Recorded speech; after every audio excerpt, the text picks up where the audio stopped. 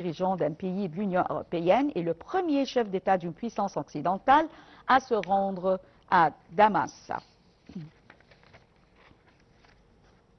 Et pour plus de détails, j'ai le plaisir d'avoir actuellement avec moi en ligne Madame Farida Choubechi, journaliste et écrivaine qui va nous jeter plus de détails sur cette visite. Bonjour Madame Farida Choubechi et bienvenue. Bonjour à vous et à tous vos téléspectateurs. Bonjour. Alors, la visite annoncée par Emmanuel Macron vers la Syrie, alors, comment voyez-vous cette visite et quelle est son importance dans ce moment actuel? Je crois que c'est une idée qui ne date pas d'aujourd'hui. Le président Macron a déjà reçu le président syrien Ahmed al-Shara l'année dernière et il mise sur le rôle important de la Syrie dans la région du point de vue géopolitique et en plus il compte aussi sur la coopération entre la France et la Syrie, surtout dans les domaines d'investissement et tout ça.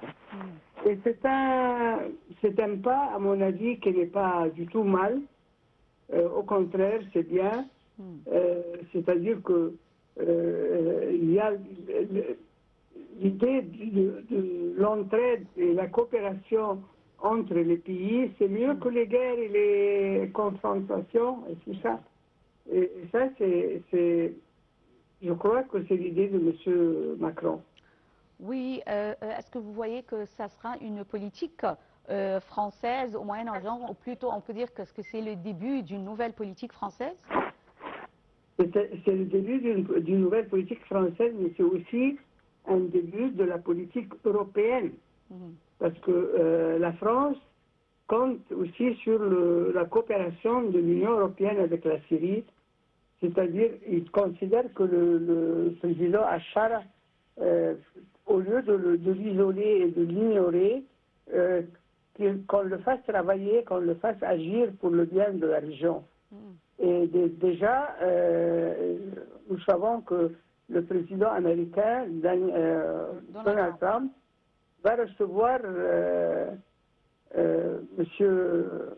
Shara prochainement. Et ça, je pense aussi, enfin je peux me tromper, mais je pense que le président Macron ne veut pas laisser la cour libre pour seulement Trump. Oui. Il veut que aussi la France et les pays européens agissent et marquent leur présence dans cette région très, très ébranlée par, nous savons, comment dire, les agressions israéliennes qui sont partout. Et d'ailleurs, il y a une partie du territoire syrien occupé par Israël. Et donc, je pense qu'il y aura c'est plus large que seulement une visite du président français à Damas. Il y a beaucoup de points à régler et je crois que le président Macron a tout ça dans la tête. Est-ce que vous voyez qu'avec cette visite de Macron vers la Syrie, est-ce que vous voyez que cette visite, on peut dire qu'elle sera, on peut dire, le retour, ou plutôt le début d'un retour de la Syrie sur la scène diplomatique, la scène internationale? Tout à fait. Tout à fait. Parce que, comme on a dit au début, c'est-à-dire au lieu d'isoler un pays comme la Syrie, qui est très important, comme pays, comme nation, partie de la nation arabe, eh bien, puis c'est un pays qui est limitrophe à Israël et au Liban, c'est-à-dire qui est agressé maintenant par Israël. Donc je crois que la période de la suprématie américano-israélienne commence à perdre de l'éclat. Et qu'il y a des pays européens vont peut-être prendre le relais et essayer d'instaurer un mode de vie et de relation différent de celui qui a été appliqué il y a ces dernières années. Alors, je tiens à vous remercier infiniment, Madame Farida Choubechi, journaliste et écrivaine, pour ces informations concernant la visite prévue du président français Emmanuel Macron en Syrie. Merci d'avoir été avec nous en ligne et on enchaîne toujours notre revue de presse, mais cette fois-ci avec le quotidien français Le Figaro où nous lisons Coupe du Monde 2026, la Norvège et Erling Haaland terrasse le Brésil. Porté par son attaquant star, la formation scandinave est parvenue à s'imposer face au Jurivert de Neymar 2-1 pour se qualifier en quart de finale. Pour la première fois de son histoire, l'équipe de Norvège disputera un quart de finale dans une Coupe du Monde après 2 échecs en huitième de finale en 1938 et 1998.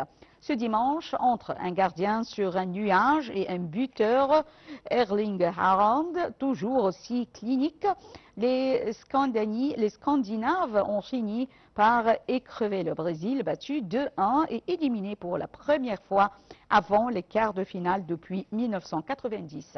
Si la première période s'achevait sur un score nul et vierge entre les deux formations, les opportunités de part et d'autre n'avaient pourtant pas manqué.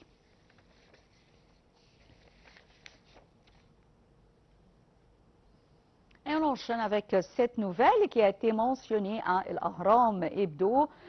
Alors on voit comment à Paris revivre Toutankhamun, son tombeau et ses trésors du 3 juillet jusqu'au 6 septembre. Plus de 500 visiteurs ont été accueillis dès la journée d'ouverture, confirmant l'engagement du public pour l'Égypte antique. Du 30 juillet au 6 septembre, Paris Expo, porte de Versailles, accueille l'exposition Toutankhamun, son tombeau et ses trésors.